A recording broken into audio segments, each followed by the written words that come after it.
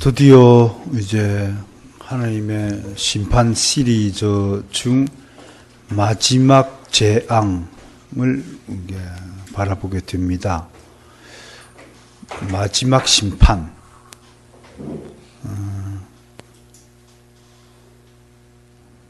어떤 느낌이 드시나요?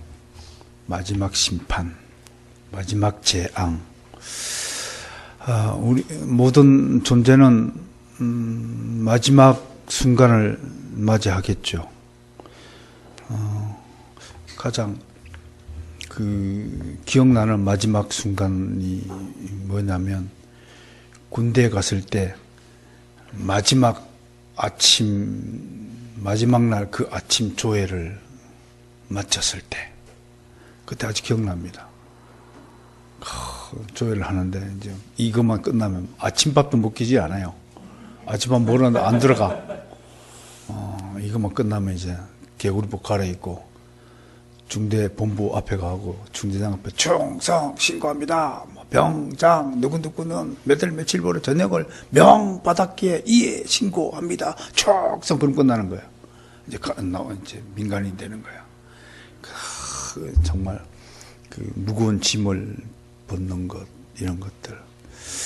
또 우리 고등학교 졸업식도 참 기억이 남잖아요. 고등학교만 졸업하면 다 되는 줄 알고 말이에요. 이제는 담배도 필 수 있고, 특히 커피 다방에 가고 커피도 마음대로 먹을 수 있고, 특히 남자들은 머리를 기를 수 있는 희망에 부풀고 있지요. 이렇게 끝맺음을 하는 것은 한편으로는 또 기대감, 설레는 기대감이 있는 것일 수도 있지만, 또 한편으로는 모든 것의 종말일 수도 있다 라고 할 것입니다.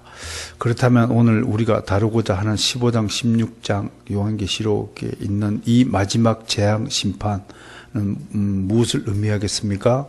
의인들에게는 소망의 심판이요, 악인들에게는 최후의 심판이다. 그런 성격을 가지게 될 것입니다.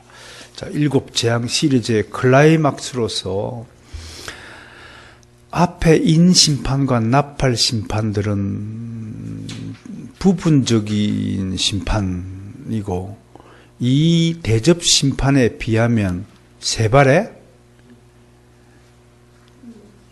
피, 그렇게 이야기하보다는 좀 그럴싸하게 사자성어로 조족지혈이다, 그렇게 말하면 더 좀 폼나지 않나요?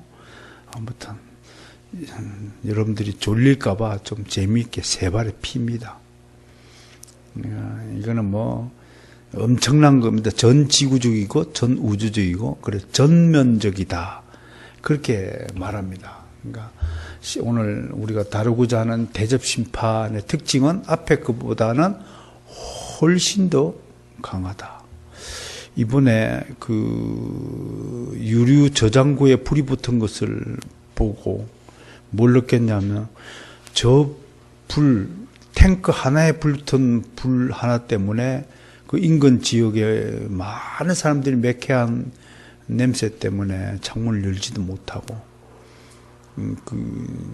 콜록콜록 기침을 하는데, 유류 저장고 탱크가 한 7개쯤 되는 걸로 보도가 됐는데, 7개에 불이 다 붙었으면 어떻게 됐을까? 그 생각을 하면서, 지옥불은 과연 저 정도에 불과하지는 않지 않겠느냐. 모든 지옥은 불길에 휩싸인 곳이라고 상상을 해봐요. 전에 포항제철에서 일하다가 끓는 쇳물에 빠졌는데, 빠지는 순간 바로 녹아 버린 사건이 있었잖아요. 6,000도나 되는 용광로에 사람이 실수로 빠졌는 게 한 방에 촥 썰어. 이게 몸뚱아리 이거 아무것도 아니야, 사실은. 물질이잖아요, 물질. 그 물질을 녹이는 것은 불이잖아요. 응? 불이면 다 녹는 거지. 특히 이제 샘물 같은 거는 엄청난 열기를 가하는 거죠. 그러니까 그런 생각을 해보면 이 마지막 재앙은 실로 우리가 상상할 수 없을 만큼 엄청난 것이다. 상상을 초월하는 재앙이다. 그렇게 봐야 합니다. 지금까지 살펴본 대로 또 재앙은 첫 번째부터 네 번째까지는 자연적인 재앙이고 다섯 번째부터 일곱 번째까지는 초자연적인 영적인 심판이다. 육적인 심판과 영적인 심판, 자연적 심판과 초자연적 심판, 이렇게 구분되는 것이 특징이라고 하는 겁니다.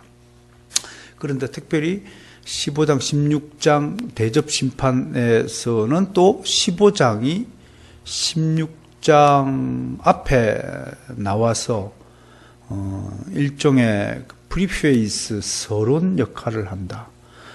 제가 뭐라고 했냐면 15장이 무대를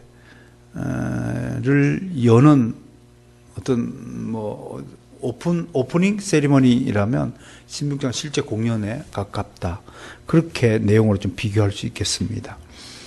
그러니까 16장을 끝으로 모든 재앙이 끝나고 이제 이후에 17장부터 무슨 내용이 이어지자면 이제 세상 악의 도성이 어디입니까? 바벨론이죠. 바벨론의 멸망. 그러면 어린 양과 하나님의 백성들은 어디에서 살아야 되나요? 예루살렘 성. 완공. 완전히 대비되는 그림을 우리에게 제시하고 있어요. 고생 끝에 낙이 온다. 그걸 사자성어로 뭐라 그래요? 고진 감내한다 하듯이 이제 대접 심판 끝에 예루살렘 성이 완성된다.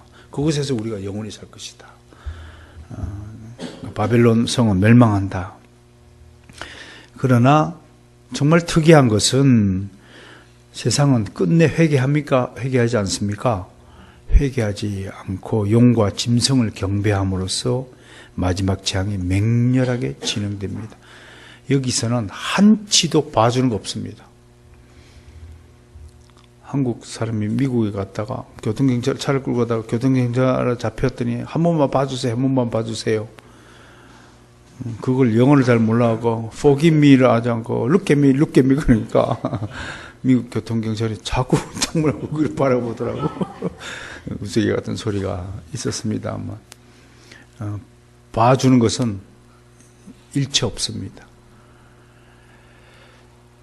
그러면 자꾸 이제 이런 일에 대해서 법과 원칙을 지키는 것에 대해서 이제 우리 한국 사람들 특히 인본주의 사상이 굉장히 강한 민족이죠, 우리가요.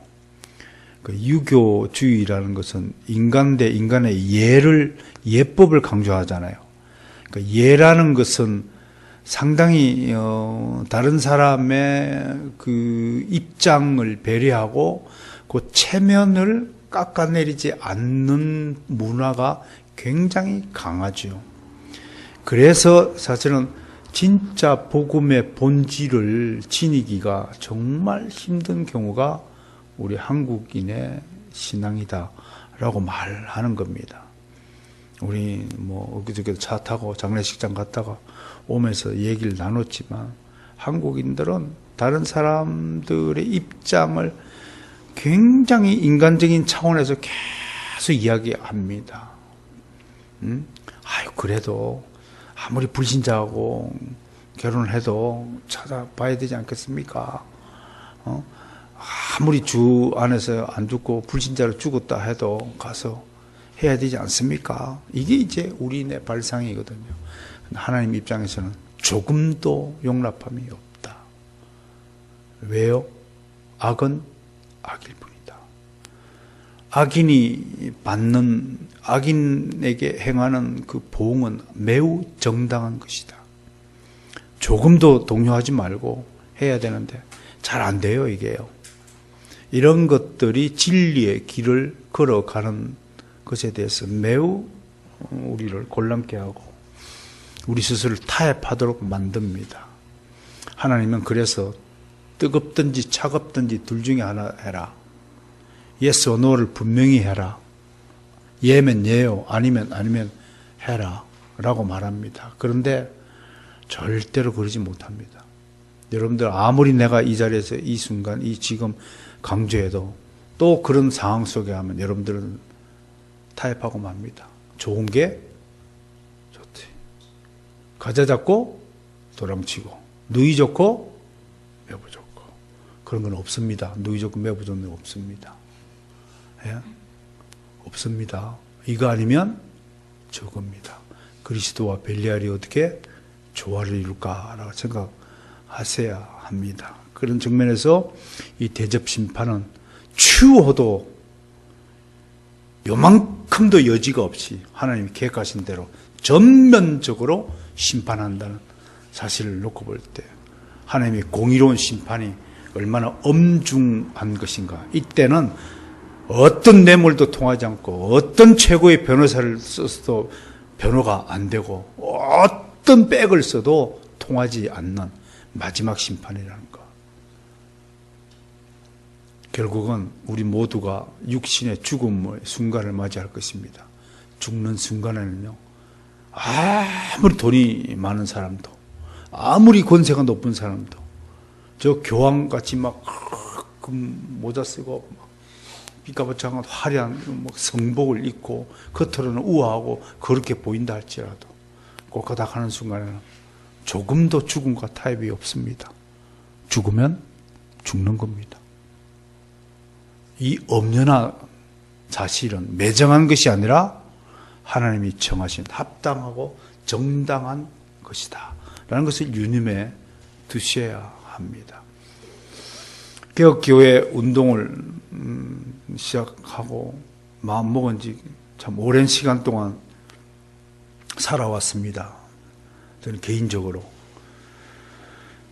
많은 사람들과 교제 나누고 교통하고 또 하나님의 학문을 연구하고 공부하고 또 가르치고 설교하고 전도하고 선교하고 수많은 사람들과 교제를 나누면서 하나님의 사랑과 진리의 복음을 전하기도 했습니다. 그런데 인간적으로 저는 철저히 실패한 사람입니다. 단 한 사람도 성경적인 신앙의 열매를 맺었다고 말할 수 있는 사람이 생각나지 않습니다. 떠오르지 않습니다. 심지어 저마저도 자신할 수 없습니다. 여러분은 어떤가요? 여러분들은 과연 정말 성경적인 믿음을 가지고 성경대로 말씀을 지키고 살아왔다고 자부할 수 있습니까? 우리는 정말 부끄러운 존재일 뿐입니다. 우리 모두는 어쩌면 실패자일 것입니다. 하나님에 의해서 붙들려 있지 않았으면 벌써 떠내려가도 한참을 떠내려갔을 위인들입니다. 그게 우리의 실체입니다. 그러니까 좀 더 겸비합시다. 겸하고 한꺼번에 되지 않는다고 하면서 더 무서운 질병은 우리 안에 오늘 아니면 내일 하지 하는 그 무서운 타협주의가 우리 안에 도사리고 있다는 점을 명백히 하시면서 이 대접심판의 엄중함 앞에 지금 여러분 바로 서 주시길 바랍니다. 15장부터 보겠습니다. 슬슬 준비하는 모습들이 보입니다. 크고 기이한 다른 이적이 있다. 크고 이상한 다른 이적을 보니까 7천사가 7재앙을 가졌다. 또 인심판과 나팔심판을 담당했던 천사도 등장합니다. 아마 이 천사들 7천사만 보아도 우리는 이제 또 심판이 다가왔구나. 구름이 잔뜩 끼면 비가 오겠구나. 비가 오기 전에는 항상 내 다리가 욱 하고 쑤시구나. 어저께도 아니나 다를까 그렇게 날이 춥고 게으려고 어떻게 다리가 아픈지 이런 사인이 있더라. 그런데 이게 굉장히 무섭고 another sign, great and amazing sign이라고 되어 있어요. 여기서 great는요, 이전에 보지 못했던 놀랄만한 사인이다. 신호가 왔다. 그러니까 지금 앞에 7천사하고는 사뭇 분위기나 느낌이 다르다라는 뜻으로 우리가 볼 수 있습니다. 곧 마지막 재앙이라. 이게 마지막이구나. 끝났구나 이제. 이 천사, 이 이상한 이적을 가진 7 천사가 나타나면 이제 마지막 재앙이라 할 것입니다. 하나님의 진노가 이것으로 마치리로다. 일단은 결론을 15장 1절에서 내놓습니다. 그렇다면 이런 글의 기법을 뭐라고 얘기하냐면 두괄식이다. 논술을 공부하면 결론을 먼저 이야기했잖아요. 그죠? 그러니까 보통 이제 이런 쪽으로 글을 쓰면 그 다음의 내용은 이 1절의 이야기를 풀어가는 형식이 되겠죠. 영화로 치면 두괄식 영화는 뭔가요? 두괄식 영화는요, 노인 두 사람이 나와서 이야기하면서 갑자기 옛날로 돌아가는 거죠. 국제시장처럼요. 아버지 나 힘들었어요. 그래 놓고 왜 힘든가를 회상하면서 쫙 이야기 풀어간 거. 예? 그러면 영화, 대접심판의 영화는 이렇게 시작된다는 것을 우리 알 수가 있겠죠. 그죠? 그러니까, 자, 보십니다. 돌아가면 보니까 마지막 심판, 하나님의 진노, 마지막 하나님의 진노가 어떻게 시작돼요? 불이 섞인 유리바다 같은 것이 있어요. 불이 섞인 유리바다. 보통은 예수 그리스도가 등장할 때는 예수 그리스도의 발 아래는 그냥 유리바다, 수증과 같은 바다가 있다라고 되어 있어요. 근데 여기서만은 불이 섞인 유리바다라고 하는 뭐예요? 주님이 왜 섰어요? 유리바다에? 심판하기 위해서 섰다라는 것을 상징적으로 나타내는 것이 불이 섞인 유리바다예요. 그러니까 그게 뜨겁잖아요. 불이 섞인 유리바다니까 뜨거울 거 아니에요. 그러니까 주님은 그 뜨거운 가운데 서도 뜨겁지 않지만 나머지 백성들은 뜨거울 거 아니에요. 그러니까 어디에 섰어요? 어디에? 유리바닷가에 섰어. 누가요? 짐승과 그 유산과 이 이름의 수를 이기고 벗어난 자들, 순교자들, 복음의 승리자들이 유리바닷가에 서서 하나님의 검은고를 가지고, 그러니까 천국에서 구원받은 사람들은 시종일관 뭐하는 사람들입니까? 찬양하는 사람들. 그 노래 못하는 사람은요, 빨리 여기서 훈련을 받고 교정을 받고 가시라고 권면하고 싶어요. 천국 가면 노래 못하는 사람은 끼지도 못한단 말이야. 그러니까 천국 가면 우리가 해야 될 일은 뭔가요? 항상 노래하는 거예요. 또 하나님의 검은고는 여기서 하프인데요, 하프. 옛날 그 서양 사람들 하프를 천국의 악기라고 누가 개발했는지. 정말 소리가 너무 우아하고 멋지잖아요. 그러니까 이 삶에서 악기 연주 하나 배우고 가십시오, 천국에. 그리고 아카펠라에서 노래, 음치 교정 받고 가세요. 가가지고 갑자기 혼자서 그러면 삑살이 난다고 합니다. 그러니까 검을 가지고 노래를 하는데, 이 노래는 이미 새로 만드는 노래가 아니라 이미 성경에 게시된 모세의 노래요, 어린 양의 노래다라고 할 것입니다. 모세의 노래는 뭐 출애굽기에 이미 나타나 있는 것인 15장이에요. 뭐 홍해 건넌 뒤에 불렀던 노래이지만, 어린 양의 노래는 시편 145편으로 가보겠습니다. 시편 145편. 이런 노래들이 보세요, 여러분. 요한계시록에서 불려진 노래와 시편 145편에 불려진 노래는 도대체 시간적으로 얼마쯤 간격이 있을까요? 다윗 시대 때라면 주전은 천년경이잖아요. 요한계시록 100년경이니까 시간적으로 1100년이라는 시간적 간격이 있어요. 그죠? 그런데 그 내용을 봅시다. 145편. 어디 갔나? 145편.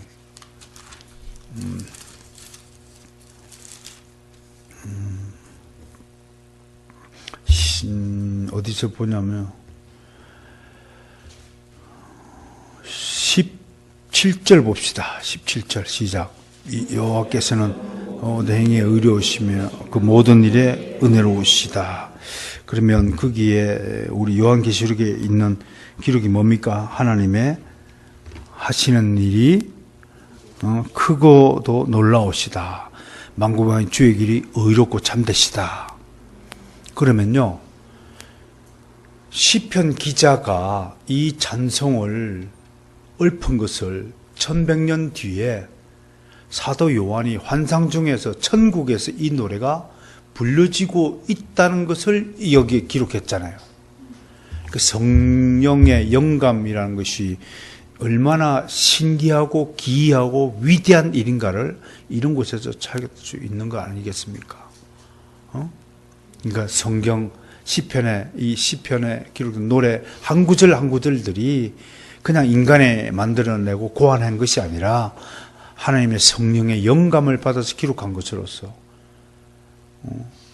하나님 나라에 그대로 기록되고 있다는 이 놀라운 사실을 앞에 두면서 성경이야말로 정말 위대한 하나님의 기록이다라고 볼 수 있겠습니다. 정말 단순한 기쁨의 노래가 아니라 진심으로 값없는 구원을 얻음에 대한 감사와 감동과 환희와 눈물이 있는 축제의 노래이다. 지금 마지막 심판 직전에 주의 백성들은 뭘 하고 있어요? 하나님을 찬양하고 있어요. 세상은 지금 막 이제 마지막 불이 막 떨어질 그 직전에 우리는 하나님 나라의 백성들은 찬양하고 있어요. 자, 그 다음에 5절 봅시다. 찬양을 한 뒤에 보니까 하늘에 증거장막의 성전이 열리더라.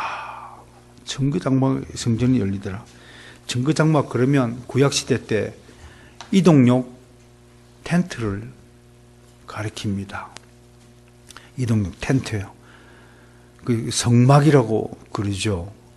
그 안에 뭘 모셨어요? 성막 안에? 왜 성막을 필요했죠? 증거장막을? 언약궤를 모셨다. 언약궤는 어디 안에 모신가요? 지성소라는 성전 안에 모셨다. 그래서 증거장막 안에 성전이 열리더라. 성전이 열리니까 언약궤가 열리겠죠. 그래서 7재앙을 가진 7천사가 성전으로부터 나와. 성전으로부터 나와. 거기에는 또 십계명 돌판이 있고 그러잖아요. 지성소 안에, 언약궤 안에 말씀이 있잖아요. 그 십계명은 무엇을 상징하나요? 율법을 상징하지 않나요? 그렇죠. 하나님의 율법을 상징하는 거예요. 그러니까 그 지성소 성전으로부터 천사가 나왔다는 것은 율법 안에 있다가 나왔다. 하나님의 법에서 나왔다. 그러니까 율법의 의의를 증명한 것이다. 그러니까 어떤 시대, 어떤 경우라도 이 율법은 무시될 수 없다. 우리 가운데 혹시 율법 무시주의자들이, 율법 경시자들이 있지만 율법의 용도에 따르면, 제3용도에 따르면 여전히 신약시대에 살아가는 우리에게도 율법의 그 정신은 여전히 유효하다라고 믿어야 될 것입니다. 그래서 마태복음 5장 18절 함께 읽을까요? 진실로 너희에게 이르노니 천지가 없어지기 전에는 율법의 1.1획도 없어지지 아니하리라 라고 했습니다.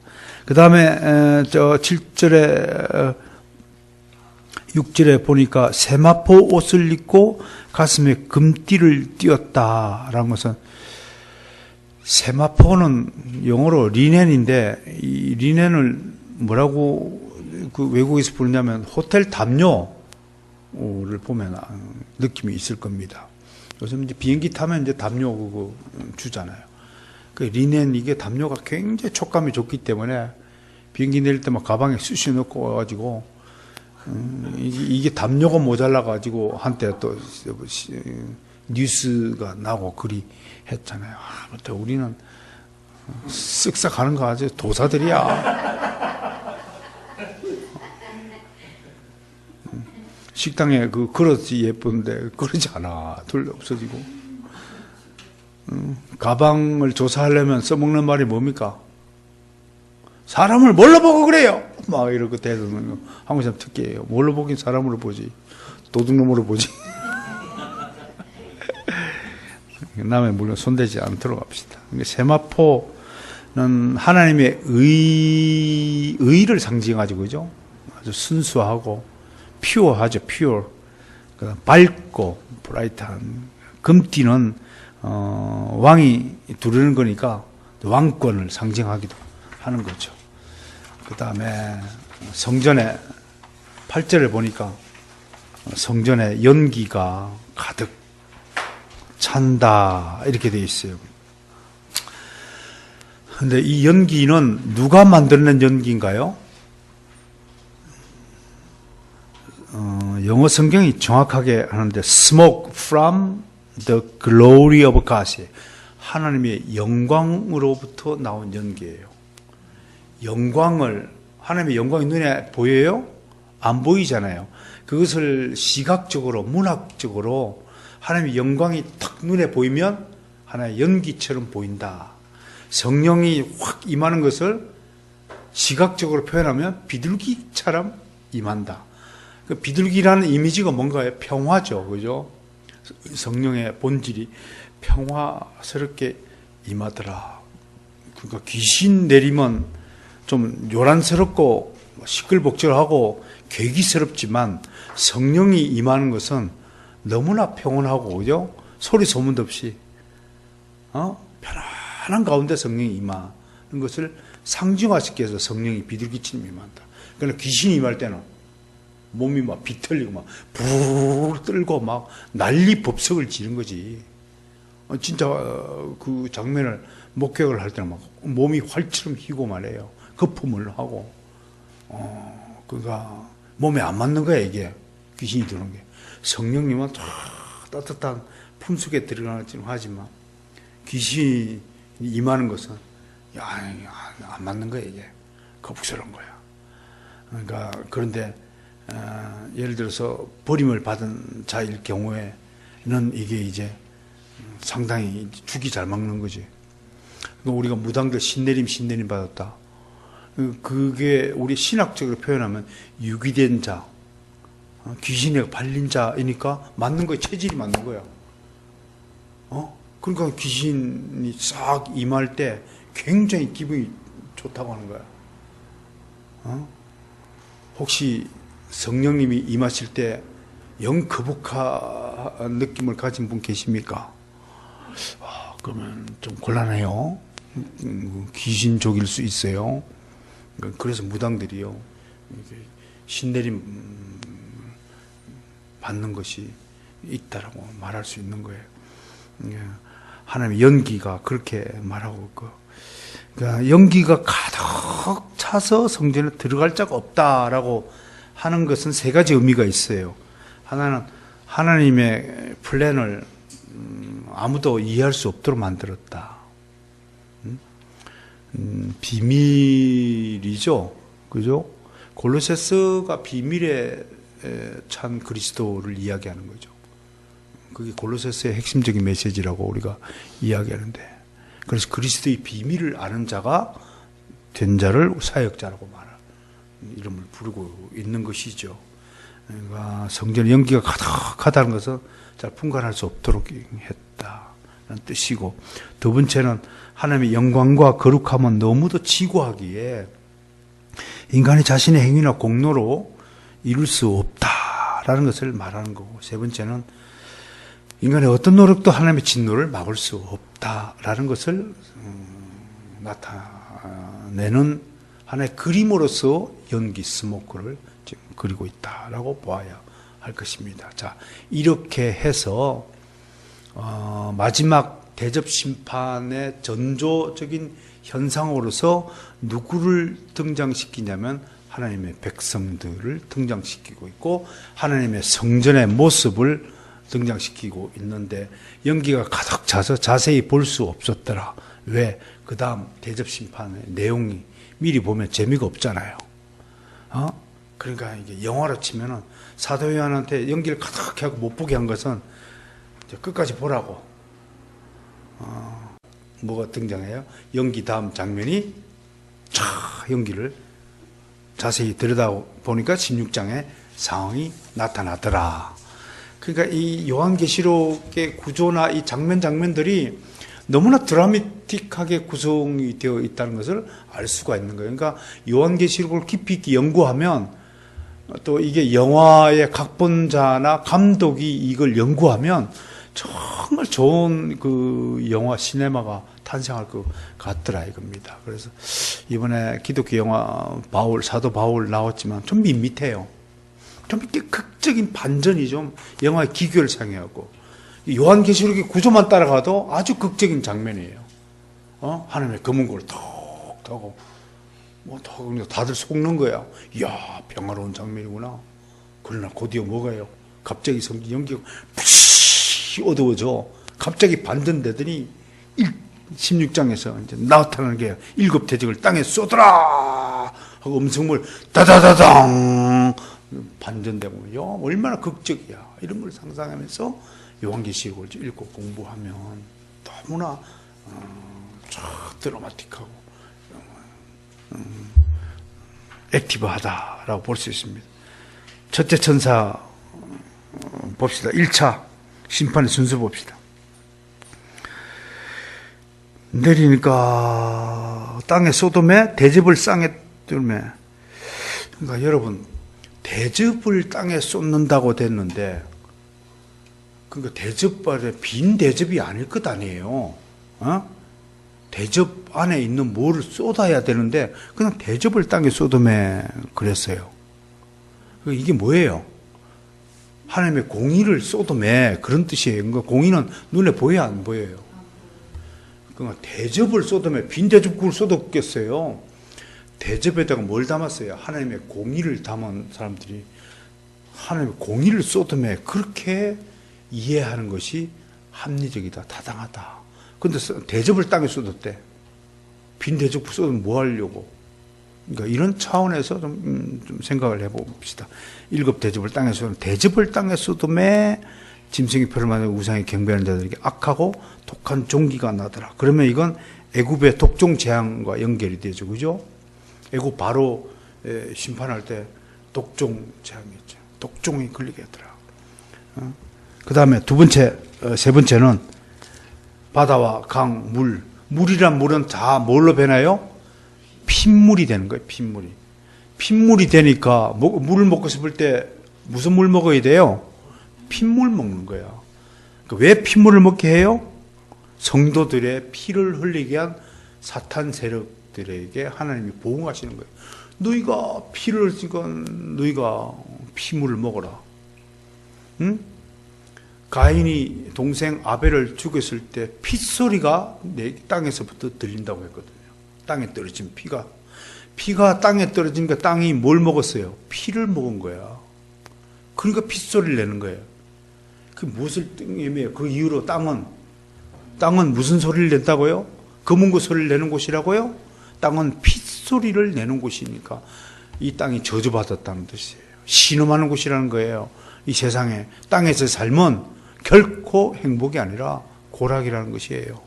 그걸 의미해요. 이미 가인이 동생 아벨의 피가 땅에 떨어졌을 때 땅은 아름다운 향기를 품지 못하고 피를 먹었다. 억울하게 죽은 아벨의 피를 먹으면 그 땅으로 말미암아 모든 땅 위에 사는 인생이 저주를 받았다.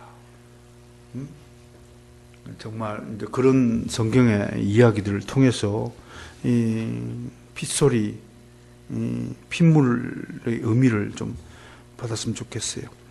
4차 네 번째 대접에는 해의 재앙으로 해가 권세를 받아,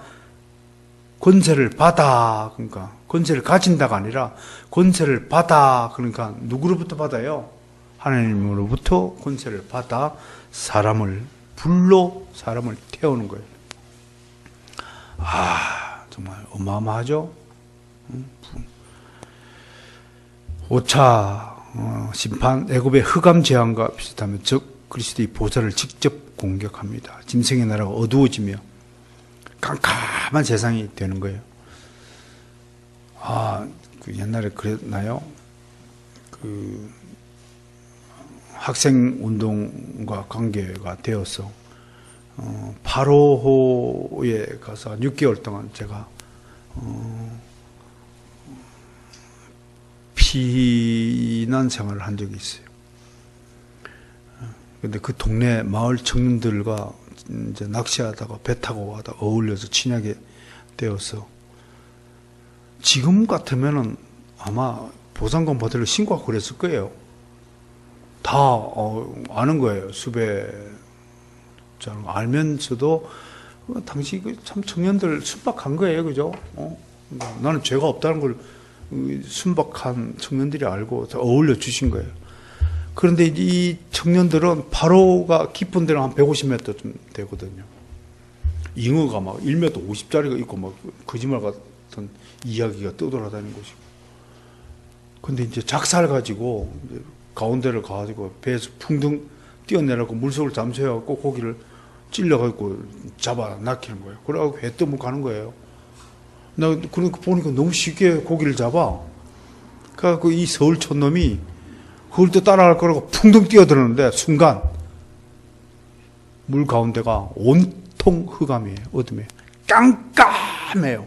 심장 약한 사람은 바로 심장마비 걸릴 만큼 그 공포, 내가 한 달 동안 가위에 눌렸어요. 그 흑암의 공포가 어떠한 것인지를 경험했다, 이런 얘기입니다. 지금 여기서 말하는 이 흑암이 그 흑암하고 비교가 돼요? 엄청난 공포가 아마 밀려올 거예요. 6차 대접 심판, 마지막 전쟁인 아마겟돈 전쟁을 준비하는 장면이 등장합니다. 12절에 보니까 유브라데 강물이 마른다. 강물이 말라야 길이 생기잖아요. 왜 길이 생겨요? 바벨론이 위치한 곳이죠. 유브라데 강이요.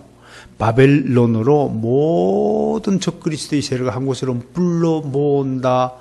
그래서 길을 만들기 위해서 유브라데 강이 말랐다라고 지금 성경이 표현하는 거예요. 한 곳에 다 못 하려고 마지막 전쟁, 최후의 결전, 그걸 뭐라고 해요? 아마겟돈이라고 하는 것입니다. 최후 결전이 벌어집니다.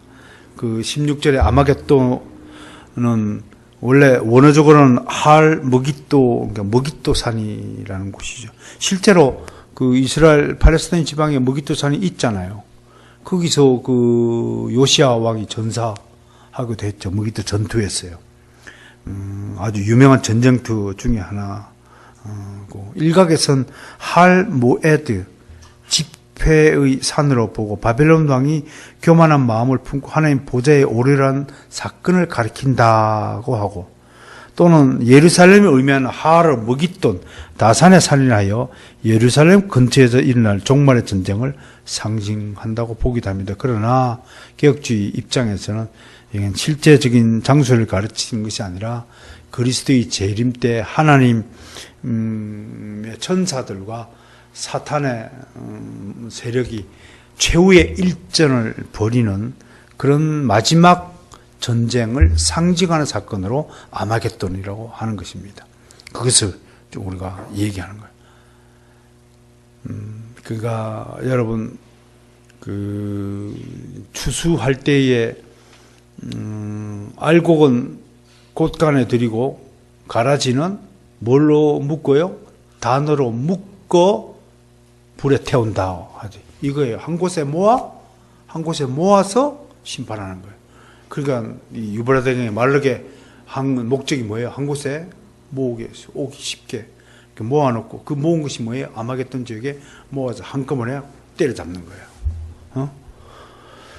그러니까 여러분 원수를 갚을더라도 우리 보고 원수를 개별적으로 갚지 말라고 한 것은 무슨 뜻이겠습니까? 하나님이 한 방에 다 원수를 갚아줄 테니까 너희들이 개별적으로 원수 갚는다고 갚아질 것도 아니고, 그러니까 하지 마라. 쓸데없는 거. 에너지 낭비하지 말라. 그러니까 벼농사 할 때 그냥 나 돌아 가라지, 그냥 가라지 뽑다가 알고 건드릴까봐 조심한다 하듯이 이제 그런 뜻으로 이렇게 나타나는 것입니다. 여기 개구리 같은 새 더러운 영이라고 13절에서 그렇게 했는데, 이거는 세상에 존재하는 모든 악한 영적 세력 연합체입니다. 조로아스터교에서는 개구리는 흑암 권세의 대리자라 보고, 애굽에서는 풍요와 다산의 여신 헥터로 상징됩니다. 헥터 여신이 개구리 모양을 하고 있습니다. 너무 웃기잖아요. 얼굴은 개구리인데 몸은 여자야. 젖가슴을 달고 있는. 뭐 그런 걸 상상하는지 모르겠어요. 아무튼 정말 귀신 씨느라 까먹는 거예요. 아무튼 신기한 사람들. 유대인들은 개구리를 귀신이나 사단의 사자로 취급하죠. 그리고 이제 7번째 마지막 대접 심판이 있습니다. 마지막 대접. 어디 있습니까? 7째 천사가 17절이죠. 그 대접을 공중에 소돔의 큰 음식 성전에서 보좌로부터 나서 이르되 뭐라고 했다고요? 되었다. 예수님이 십자가에서 마지막 하신 말씀 다 이루었다. 그 뜻이 뭐예요? 게노센. 게노센. 다 성취했다. 게고넨 하는 거예요. 되었다. 다 이루었다. 예수는 십자가상에서 게고넨 그러면 구원을 다 성취했다. 여기서 게고넨은 뭐예요? 심판을 다 성취했다. 이루었다. 이런 날이 우리 인생에 이룰 겁니다. 사도 바울도 죽기 전에 다 이루었다.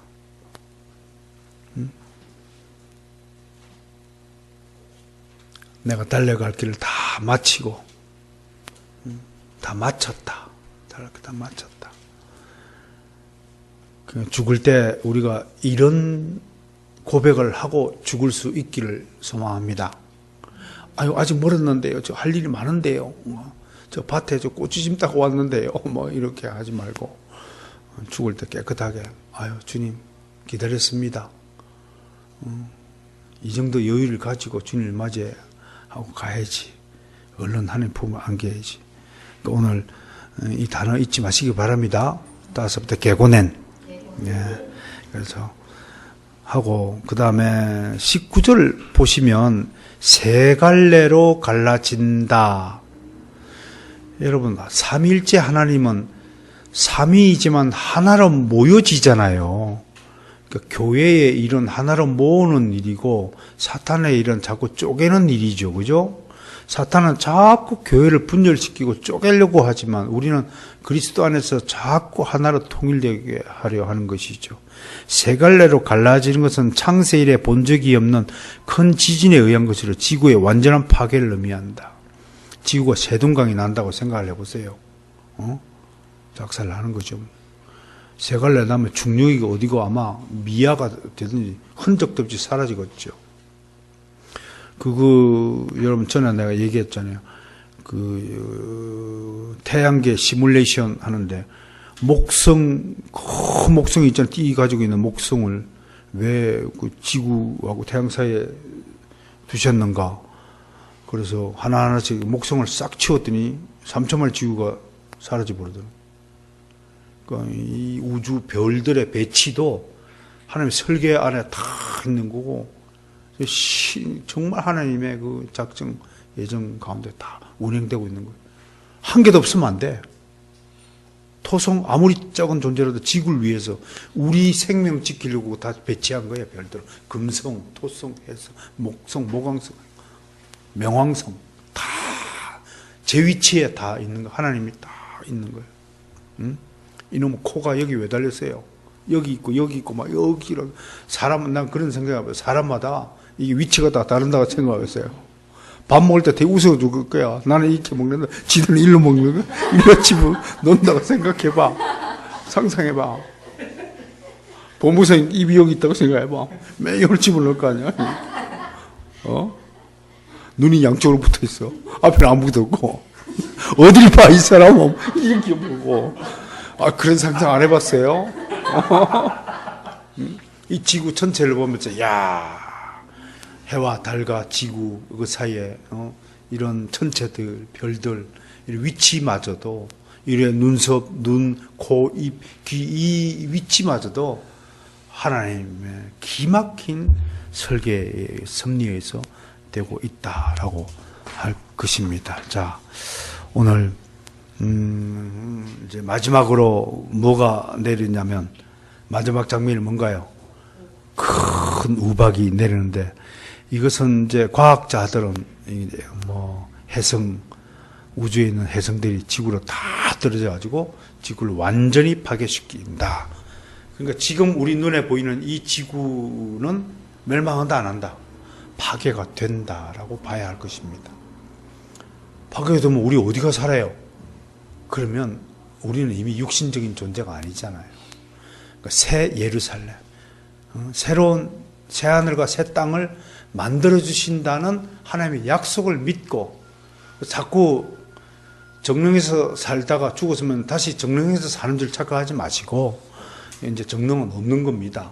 새 하늘과 새 땅이면 우리가 알지 못하는 하나님의 그 놀라운 솜씨에 의해서 만들어진 가장 멋진 곳에서 살게 될 것이다 라는 것을 믿으시길 바랍니다. 자, 지금까지 6장부터 16장까지 진행된 심판 이야기를 전해드렸습니다. 여러분들은 처음 이 심판 이야기를 들을 때 무시무시한 장면들이 너무 많겠구나 하고 했지만 무시무시한 보다도 하나의 스릴러를 공포영화 하나의 스펙타클한 영화 한 장면을 본 것 같은 그런 느낌이었으면 좋겠습니다. 남는 것은 우리는 하나님 곁에서 언제나 하나님과 함께 예배하고 노래하고 온갖 좋은 것을 즐기는 자로서 영생의 존재로서 하나님과 천국에서 살게 된다는 사실을 요한계시록 우리에게 전해주고 있습니다. 이제 17장부터 드디어 우리 속을 그렇게 애태우고 우리를 그렇게 핍박하고 우리를 그렇게 괴롭히던 세상, 그걸 상징하는 바벨론 멸망 장면을 드디어 목격하게 됩니다. 나를 괴롭히는 자가 거꾸로질 때 얼마나 속이 시원합니까? 다윗 왕을 보세요. 자기를 괴롭히는 원수들을 물리쳐달라고, 거꾸라지게 해달라고, 그들이 내 앞에 와서 무릎 꿇게 해달라고 기도하는 것은 당연한 인지상정일 것입니다. 원수를 사랑해야 되지만 언젠가는 그들이 행한 대로 그들 악행의 보응을 받는 것을 통하여 하나님이 우리의 속을 시원하게 풀어주시는 분이시라는 사실을 계시를 통해서 다시 한번 확인할 수 있는 것입니다. 자, 다음 주 바벨론 이야기를 기대하시면서 오늘은 여기까지 하겠습니다.